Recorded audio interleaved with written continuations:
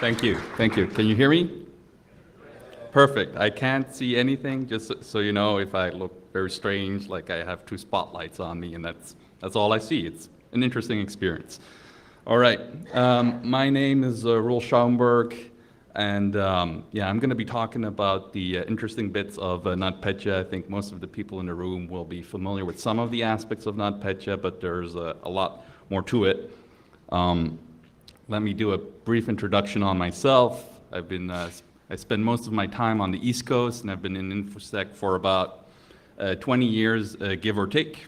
And I've done all sorts of different stuff, from threat intel, malware reversing, black box, white box, whatever. Related to NotPetya, I have also been doing quite a lot of disinformation and fake news research and analysis over the last, I don't know, give or take 5 years. And that's with a focus on North America, Europe, and a little bit of Asia. It helps being multilingual, doing this kind of stuff, and seeing commonalities and differences between different campaigns. And I guess with that, what I'm trying to say is I like working on tactical stuff, so doing simple reversing, so to say, but I also like looking at strategic long-term campaigns that span months, years, or even longer than that. I will also note that I'm not a lawyer. I'm going to be using a couple terms during this talk, and some of those terms are contentious. If you want to argue with me about the definition of war, we can do it after the talk. I won't get very excited, but maybe you will. But whatever floats your boat. You may have also recently seen some of our work in the media looking at the USB fan that was being handed out at the Singapore summit. So that's a little different from regular reversing. Here's the mandatory marketing slide about the Celsius Advisory Group. I don't want to spend a whole lot of time on here, but we do a lot of stuff, as you can see here.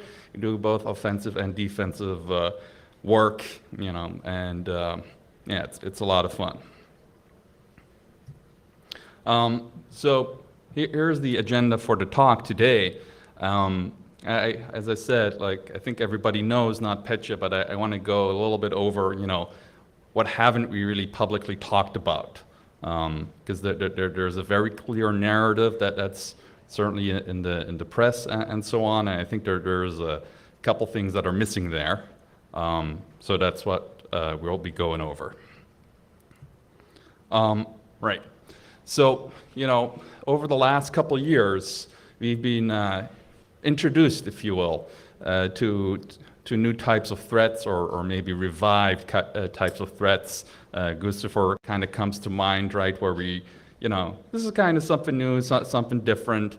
And from where I stand, NotPetya kind of was something different altogether as well. It was a new blend of computer network operations and PsyOps.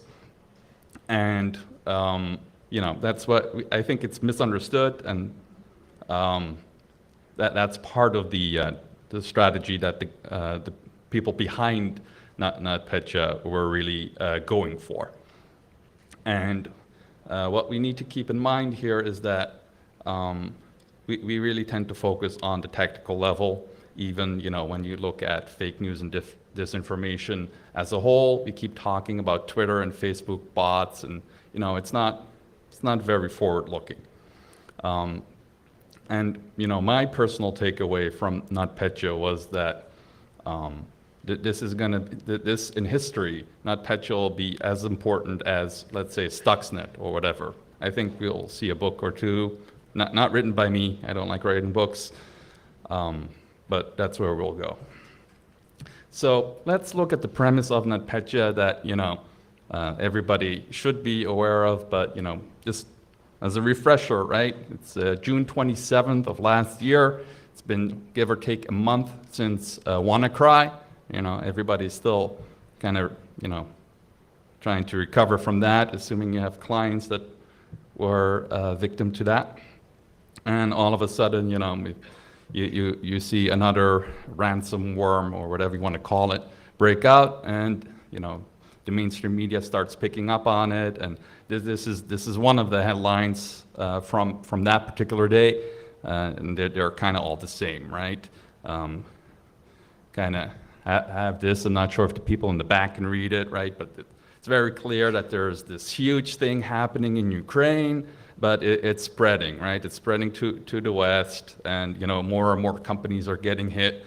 And some of these companies are, let's say, critical infrastructure-ish, while others are very clearly more in the civilian space. So everybody, well, not everybody, but quite a few companies are getting hit, and people are getting sent home. It's that's kind of it. It's like, oh, we're infected, we can't do anything. It's time to go home because IT will be busy recovering this for the rest of the day, right? So, I mean, how big was this? Again, I think most of you people will know, but as we saw in SEC filings and so on, there were numerous multinationals who, calculated the cost at, hundreds of millions of dollars for multiple quarters, right? So that's a lot of money, right? And if you look at the companies that were hit in the West, there are quite a lot of them were in the logistics supply chain, right? And that is, I mean, that's how you move goods, right? So that's critical infrastructure. Be that FedEx, or be that Maersk, or the port of Rotterdam. This is vital infrastructure that was down, right? The port of Rotterdam, the most automated terminal. Terminal 3 was 100% automated. That really hurt. That took weeks to regain full operational capability. And that's really, what we need to think about. We need to redefine costs, right? Because there's a huge difference between, let's say, losing, as a company, losing $1 million. If you're a large multinational, losing $1 million, let's say, it just evaporates out of the bank account, that's not really a big deal. That's uncomfortable, that's not cool, but, in the end, it doesn't really matter, it doesn't impact your business productivity, your business continuity. NotPetya, on the other hand, was designed to wreak havoc, Ransomware ultimately, impacts your business continuity process. And again, if you couple that back to the logistics supply chain companies, it really hurt. It cripples a business. And if you're a small business, that might actually mean the end of your business. So I want to take a little bit of time going over certain terms again, because when I look at Twitter, and I'm not a Twitter engineer, or whatever the new term is when you spend a lot of time on Twitter, sharing your opinion. I like retweet things. That's kind of what I do, and I stick to that. So when most people talk about I/O on Twitter, they're talking about influence operations, even when they say they mean information operations. Information operations, cover the full gamut of electronic warfare, computer network operations, and psychological operations, military deception, all that kind of good stuff. That's one big thing, rather than just the influence ops, or the psyops part of it, right? So this entire conversation that we're trying to have about some of these things, it doesn't help that we're not sticking to the proper terminology. And what you can kind of glean from the description of information operations, it's very important to realize that cyber is only an enabler. And I do apologize, I can't really say the word cyber in earnest. It's so overused, so sometimes I just say cyber. It gets to you. Anyhow. So that is really, the important thing, right? Cyber is not it's not an end goal. It's just a means to an end, and that's that. You shouldn't make it more than that, right? And I want to talk a little bit, about the PSYOPs portion of this, right? And how I don't want to make this a whole, fake news, disinformation talk, but the 24-hour news cycle is really driving that tactical narrative, right? Because we're being flooded with new news. So that makes it very, very hard for most people to do the strategic analysis on the one hand, and two, there's no time to read up on strategic analysis. Strategic analysis doesn't really fit into the 24-hour news cycle, which is of great help for the adversary, but doesn't help us. And for the most part, therefore, for the most part, it's all about that initial news cycle, unless the adversary is trying to push a message for a prolonged period of time by establishing a more strategic narrative. And we'll see how NotPetya was actually trying to accomplish that a little bit later. And along the same lines, I've talked to quite a few people who do like fact-checking initiatives and so on to try and show that this was misinformation or disinformation. And for the general audience, it doesn't really doesn't move the needle, and it doesn't deter the adversary. If I could actually see the audience, I would ask you guys how many people use two-factor authentication. I would probably see like a significant amount of people, but again, I can't see anything. And that is that shows that we are not the general audience. Most people don't use two-factor authentication, or certainly not for their own accounts. Maybe they're mandated by their employer, but I think Google said like less than 1% of Gmail users use 2FA. So we are not the general audience, right? So kind of have to always keep that in mind. What's the messaging here, and who's the intended audience? So, right. Where it gets really interesting is when you start looking at cross-domain, multi-layer information operations, because at that point you can start using complexity as a weapon, and if you couple that back to the 24-hour news cycle, it gets even better, right? So in general, and with NotPetya in particular, you need a lot of expertise in a lot of different areas to get a proper appreciation of what the responsible team was trying to achieve, right? And I know we as a community, we tend to dislike security through obscurity, but complexity is definitely a weapon when you need subject matter experts in both computer science, and the humanities and all that good stuff, and you kind of have to get them together into a room, and and the lawyers too. Don't forget the lawyers. And you have to get everybody into a room and kind of do that analysis, and everybody does their analysis, and you kind of have to do analysis on that, and you kind of try and figure out what are people going for here, and that who has time for that, right? Who does that? Plus how do I write IOCs for this? That gets very complicated. I just want my my IOCs. I want my malicious domains, my hashes, some other stuff, put that into my SIM, and I want to be done with it. I don't want to think about, any of this stuff, like, what do I do with that, all right?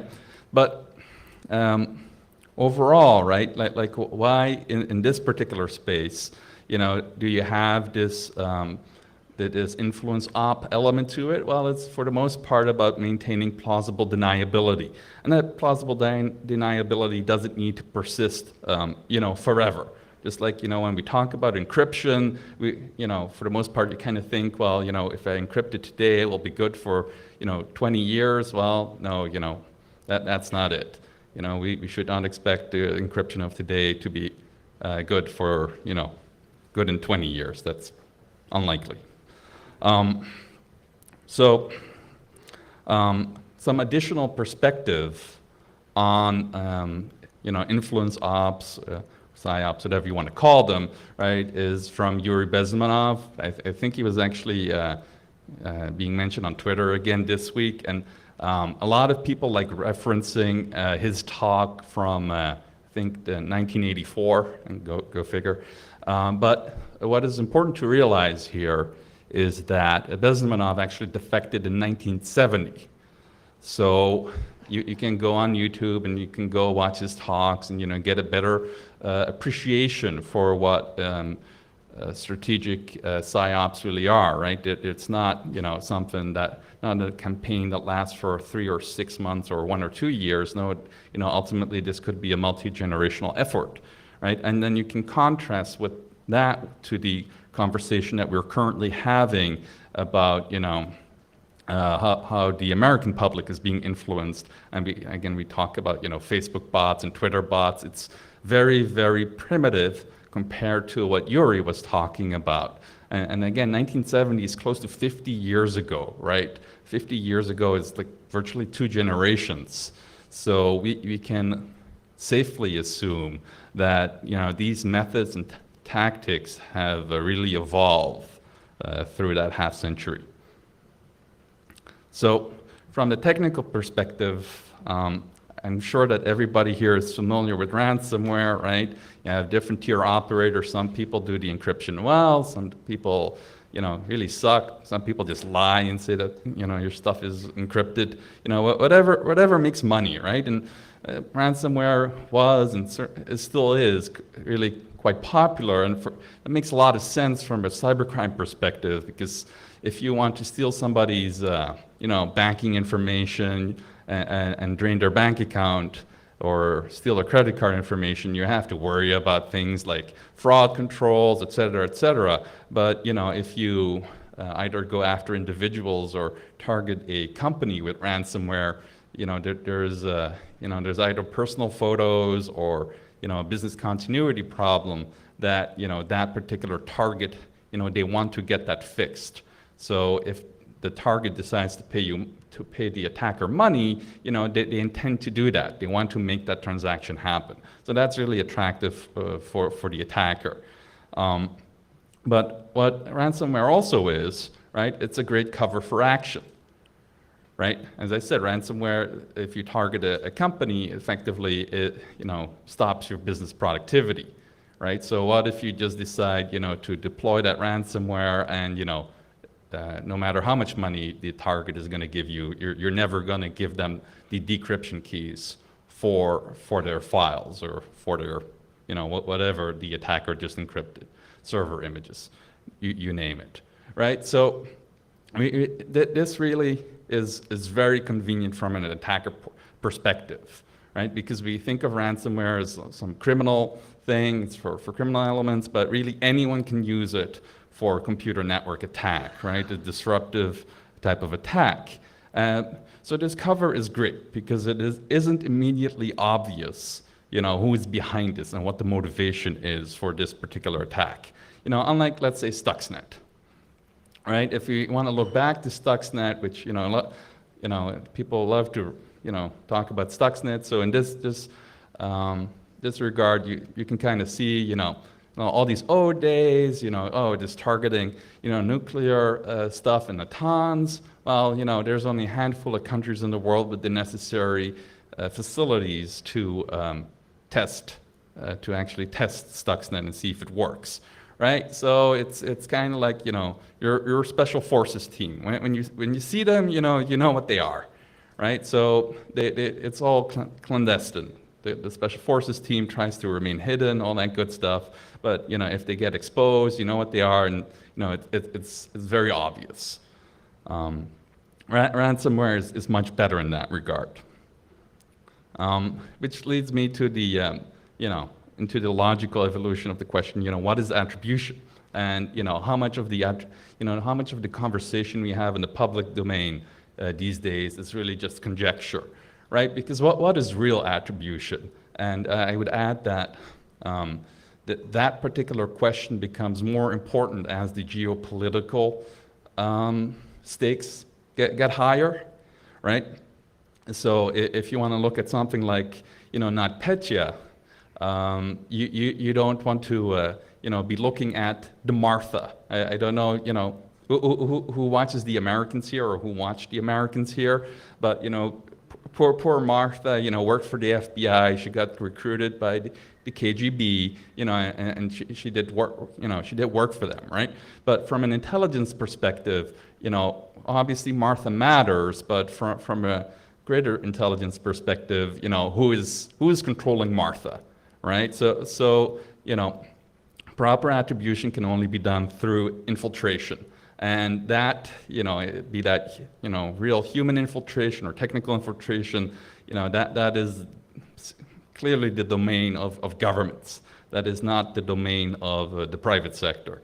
So most of the attribution conversation that I see in the public space is mostly conjecture, certainly as the stakes get higher, right? And the nation-state actors have special capabilities, both on the offensive and defensive side, right? So you need to know about motive and intent, right? With the indictments that we saw recently, right? Against from the DOJ to GRU, you see they have an idea of the command structure, they have the names, right? So at that point the story becomes reasonably clear. This was these were approved operations, et cetera, right? This wasn't somebody doing something in their free time, using company infrastructure. No, this was an actual op. So that is the kind of detail that really is needed when you go into this particular space. And again, that is government stuff. So that leads me very quickly into the NotPetya attribution. I think CIA, GCHQ, and others have come out. This all points to GRU, APT 28 in particular. I mean, you've been reading the news, so I think that's pretty clear. You even have a White House statement in it, right, where the White House says NotPetya is the most costly attack that we've seen today, right? So that's, I think, fairly well established, and there hasn't been any evidence, to suggest anything otherwise, right? So once you have established that, the GRU was the team behind NotPetya, right? You kind of need to look at the bigger picture and get an appreciation for, how this particular actor behaves. Because again, cyber is only an enabler, right? And given that it's GRU, it's NotPetya, or quote unquote originated in Ukraine, so you kind of have to look into that particular context, right? So Russia annexed Crimea in 2014, and ever since, it's been, as I say, all IO all the time. It's one big mess. And throughout the last couple of years, or throughout those, I guess, four years, you have seen very targeted sabotage operations against, power plants, et cetera. But NotPetya clearly was something different, right? It spread to other countries. Well, it didn't really spread. It was unleashed on other countries as well, if you will. So, right, I guess the point with this particular slide is trying to make is that when we look at this particular actor's behavior also in the physical domain, right, we see that it's all about plausible deniability. I'm not sure who here remembers the little green men that started showing up in Crimea in 2014, but it was something entirely different. They didn't have the little patches on, they were unmarked, which is not okay by international norms, to say the least, right? And that initial deniability, just allowed things to move on. And I think today, the Russian government has been quite open about, how it was them all along. But, the objective here really is to make it more expensive to react to a particular act from the adversary. And that expense could be either in resources or in political capital, right? Who wants to respond to something that happened, one or 2 years ago, right? It's much easier to just kind of let it slide, right? And that kind of brings me to, my trigger word, which is hybrid warfare. Excuse me while I drink. So for those unfamiliar, hybrid warfare really is some relatively new term and talks about, the idea of irregular asymmetric warfare, where the adversary is using different, mechanisms to really, toe the line and, remain in that conflict boundary, to not, to not do actual acts of war, but, just skirt the line. So it's kind of like a legal game, and as I said, I'm not a lawyer, but, lawyers get really animated about this, right? So this is where there is, where there's unclarity or gaps in the law. That's just operational opportunity for the adversary. So, right? So Russia in particular loves playing in this space. Personally, from where I stand, I dislike the term hybrid warfare. Excuse me while I drink. To me, that is a concept, that I don't think that our adversaries believe in the concept of peacetime, and and therefore there is no such thing as hybrid warfare. That's my opinion. Well, on that wonderful note, I want to move on to to actually NotPetya, to kind of talk about that more on the tactical level.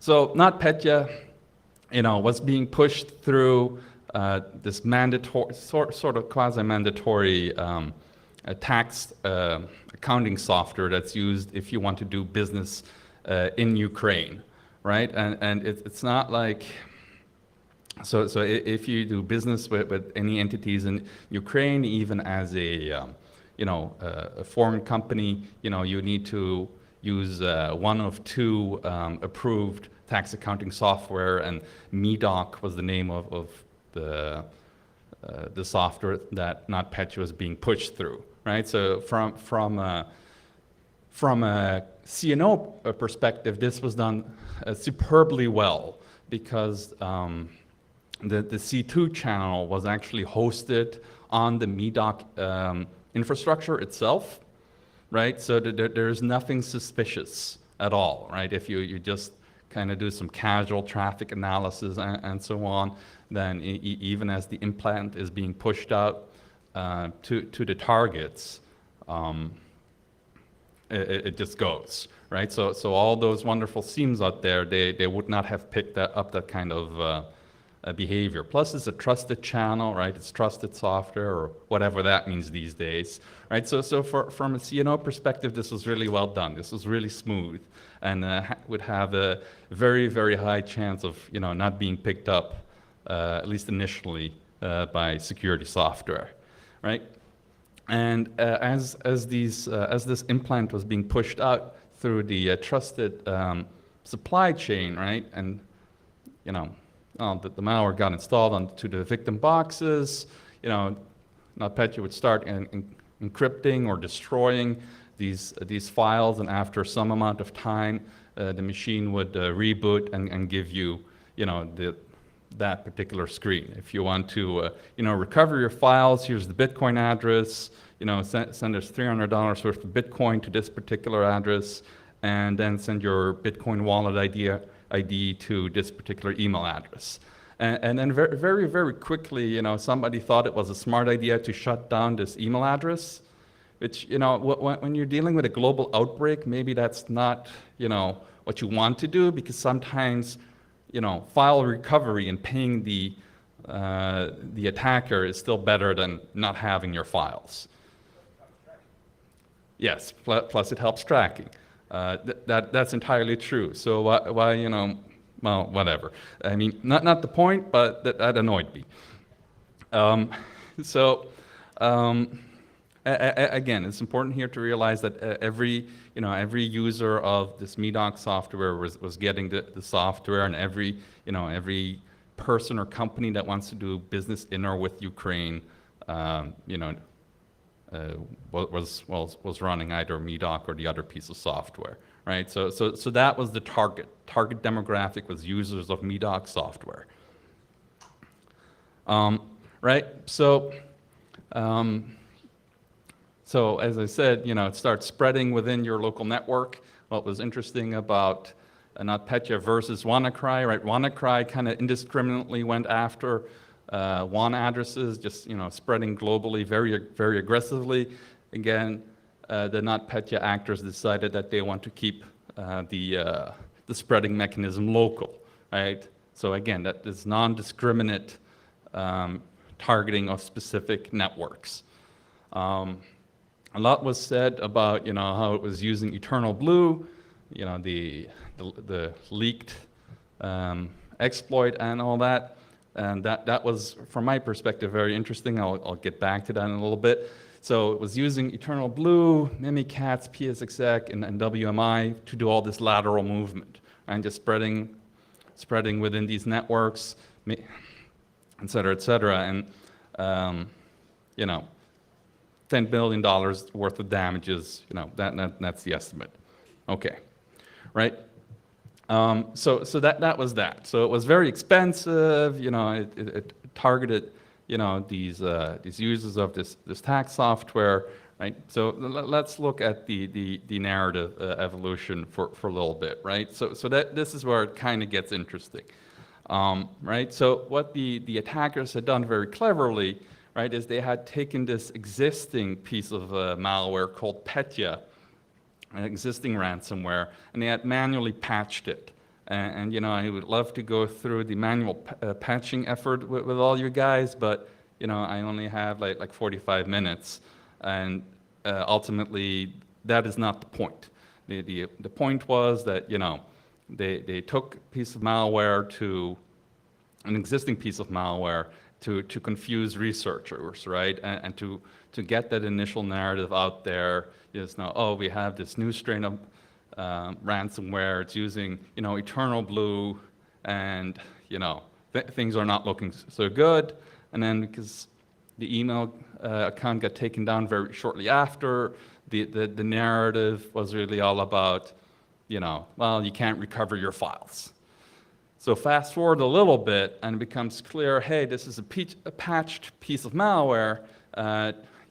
This is a false flag operation, right? And in cyber,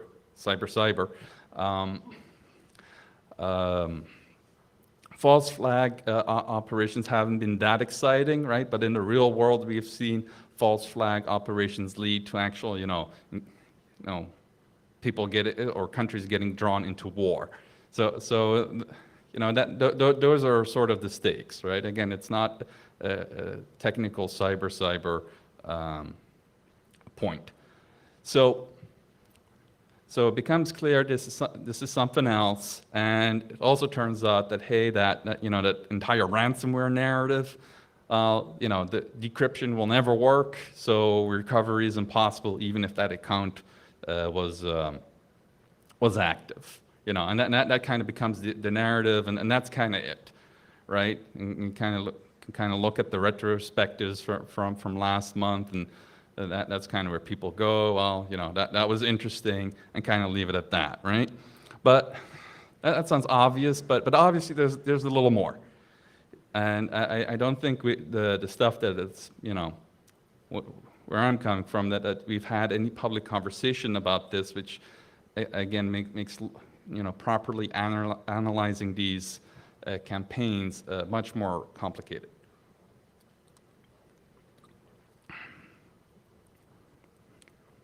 So if we look at the spreading mechanism of NotPetya, it was all about that lateral movement. You had the initial deployment to the MEDOC users, and then all those different mechanisms were about lateral movement. But as anyone who's ever done red team exercising can tell you, PSExec, WMI, Mimikatz are more than enough to spread through a network, right? And I hadn't mentioned this yet, but we actually had some clients that were affected by NotPetya. And this is what we saw here as well. Also after, post WannaCry, most people wanted to apply the Eternal Blue patches, et cetera, et cetera.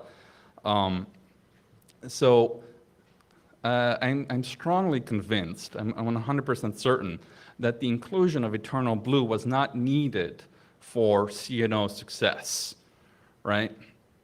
But the inclusion of Eternal Blue, also right following WannaCry, right after WannaCry, became a major narrative around NotPetya, right? And it kind of reinforced the narrative of WannaCry, right? Here were these, these exploits, these evil exploits, and this is a problem, right? You saw the U.S. government, you saw them respond to, wow, you didn't see them, you didn't necessarily see them respond to NotPetya, you saw them respond to the fallout of, the GRU leveraging Eternal Blue, right? So that was a very distinct narrative change.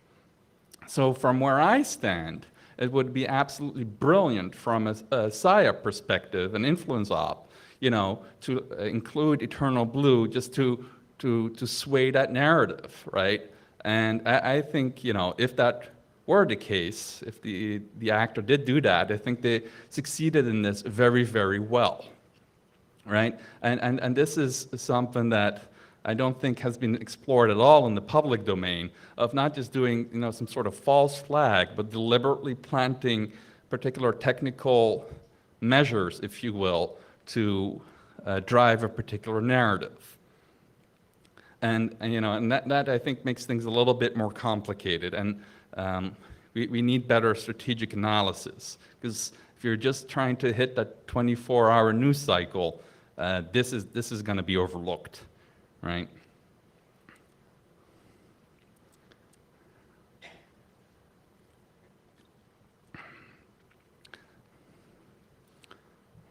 So, all right, so if we look at the Eternal Blue aspect, we also have to, and put that kind of in a different light.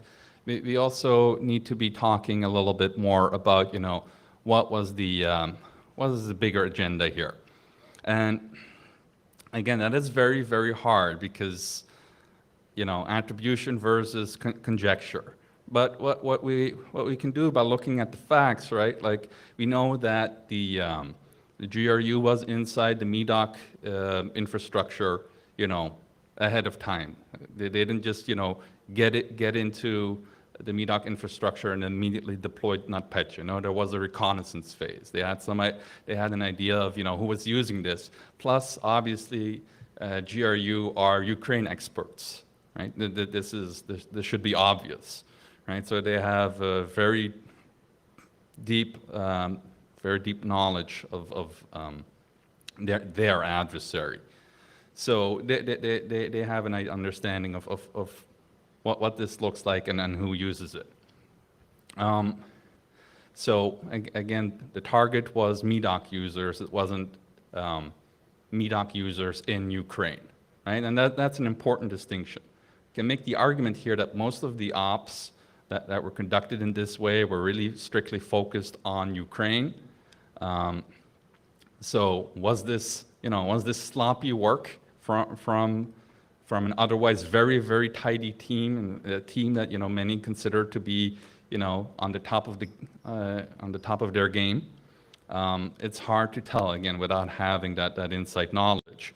But that plausible deniability is something that they love to leverage. And the intended the effects of NotPetya, right? Certainly against the logistics supply chain, these are indistinguishable from what would be an legitimate objective during quote-unquote cyber war, right? If there's an actual conflict, a real conflict or actual war, an adversary would love to hit, ports and so on. They would love to hit the equivalent of a FedEx, et cetera, because it deprives the enemy from shipping, goods, be that food or be that, other types of supplies, military supplies, and so on, right? So this was either, a test run, an intended test run, or, an accidental test run to see, how the West would respond, both, on an operational level as well as a policy level, which, given the response we've seen so far from the West, I think we are potentially looking at, an opportunity for further escalation, which, wouldn't help anyone. Then, on July 4th, give or take a week after NotPetya hit, we got the usual, persona. You got to have a persona, as these ops go. And, it was a little message about, give me a bunch of Bitcoin and, I'll make the master decryption key available. And I mean, this is just about, getting another free news cycle. And at that point, they're not targeting the mainstream, the general audience. They're targeting more the tech sites out there, so to say. And it's a free news cycle for them, right? It allows them to drive out that narrative. And I think most of the news organizations who covered this particular thing, again, reiterated the issue of them leveraging Eternal Blue, right? And again, that was a major part of the narrative around NotPetya. And from my personal point of view, our devices are continually vulnerable. They're not just vulnerable between that window of when Microsoft releases the patches and you patch. That is not the window of vulnerability. The window of vulnerability is constant.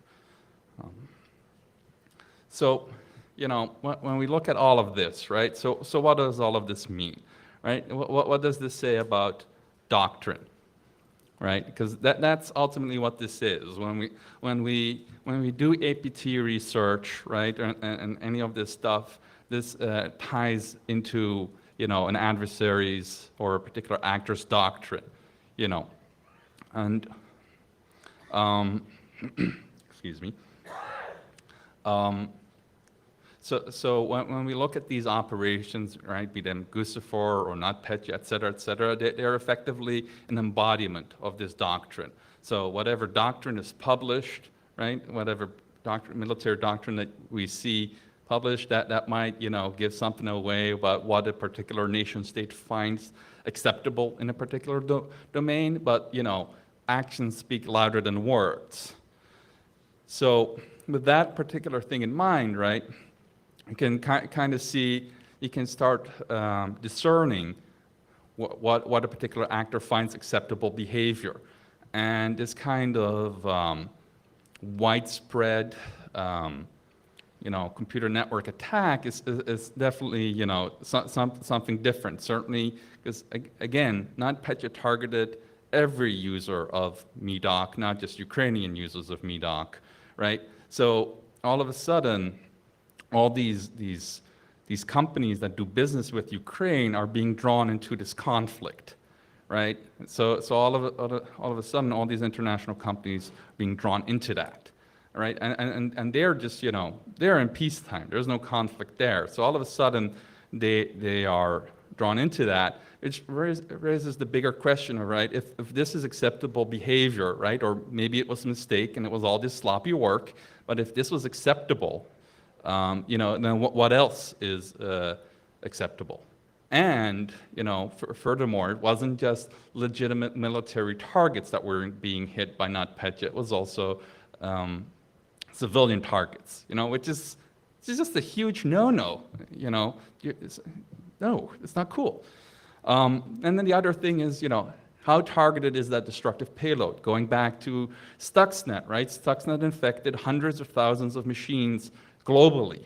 But, the operators made very sure to only target very specific PLCs, right? They would only ever go after PLCs in Natanz.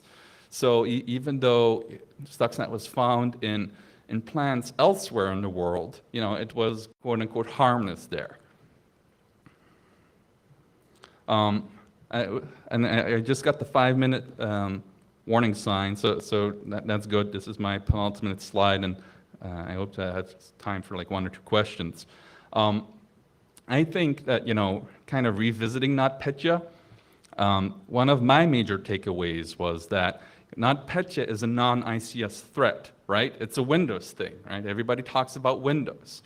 But you know, most of the ICS environments out there, for instance, at a port, you know, or a shipping company, they need input, right? These are the ICS environments are not self-contained. They need, you know, they need information with regards to orders, et cetera, et cetera, et cetera. Well, guess what? You know, that information comes from Windows machines for the most part. So we saw a non-ICS threat take down all these ICS environments. Because again, if there's no data input, you know, there's nothing for the ICS environment to do, right? I mean, we should let that sink in for a bit, right? So this is a very, very interesting element as well, right? We don't need, let's say, a Stuxnet to take down an ICS environment. You can just do it this way, and you can do it with perfect plausible deniability, right? So you know, you can make the argument, right? Like the plausible deniability of, well, it was not an ICS threat, and you know, it was a worm, and therefore it spread uncontrollably. But you know, both complexity and automation introduce deniability. So this is a, you know, a great advantage for attackers.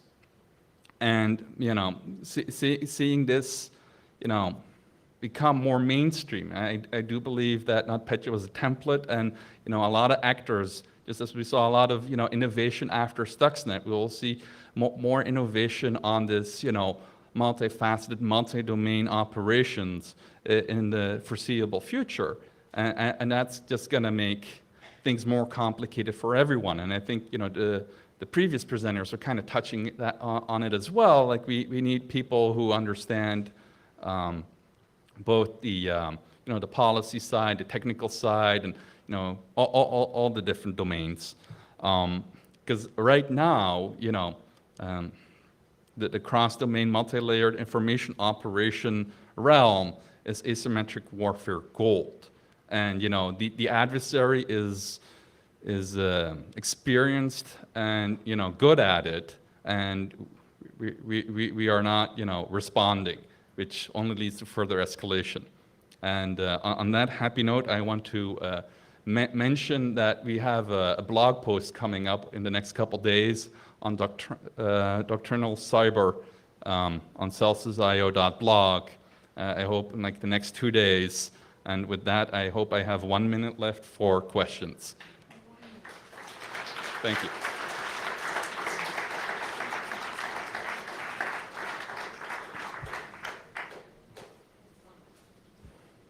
I can't see a thing if there's anyone. That's one. Oh, sorry. Hello, thanks for the sum up of the events. I was a little bit confused by your anger about the takedown of the mail address, because from my knowledge, the research from Kaspersky showed that NotPetya was a viper and didn't show any way to recover the data. So by taking down the address, people were prevented from useless payments of bitcoins. That's true, but at the time of takedown, that wasn't known yet. So my argument was that when we are confronted with this type of scenario, our first response should not be to take down the email address. Our first response should be to observe and analyze. Does that make sense? And so risk people paying money and funding possibly terrorists without any chance to get their data? So I think it's a two-sided sword. You can't Fair tell enough. which is better. It's you know, it's a different way of looking at things. Yes. Okay. Thank you.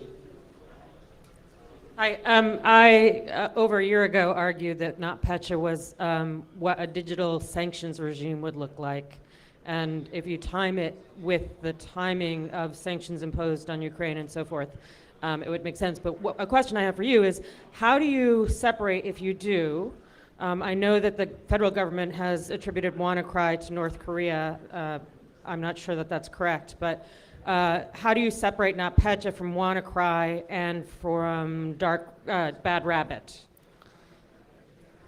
Well, I mean, there's no public evidence, right, to suggest that WannaCry was GRU. Bad Rabbit does seem connected to NotPetya. And I think there was a little bit more restraint when it came to Bad Rabbit rather than NotPetya. And with regards to the sanctions, I do agree. My original take on it was that, these are economic sanctions effectively, right, for anyone who's doing business in or with Ukraine.